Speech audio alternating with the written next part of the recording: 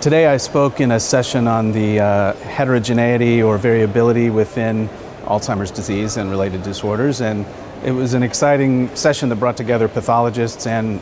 myself as a clinician and imager, and we were thinking really about why there is such variability in different patients with Alzheimer's and other dementias, and starting to try to understand some of the factors that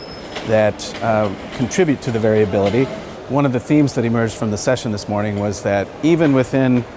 the patients with Alzheimer's disease spectrum, age is an important factor that modifies the way the disease seems to affect people's brains and their functioning.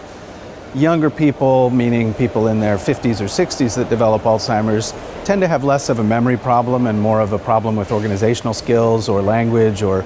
aspects of their personality and behavior. Whereas older people, let's say in their upper 70s or 80s with Alzheimer's dementia, often have more of a memory problem that many of us are more familiar with. Some of the factors that seem to contribute to that are where the pathology is in the brain and also the possible presence of multiple other pathologies. So we were trying to use various imaging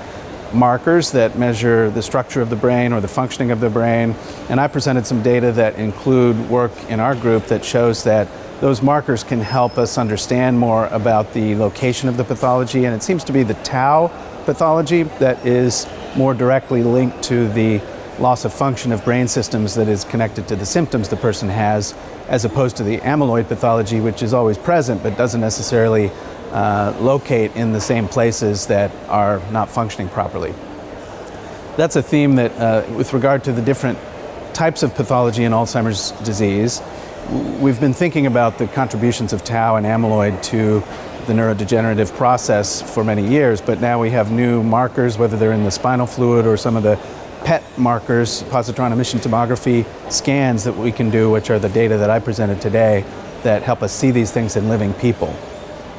I think it's a tremendous opportunity to bring together what we know about the biology of the disease with the ability to detect some of these measures in living patients that are coming to our clinics and participating in our studies of new treatments.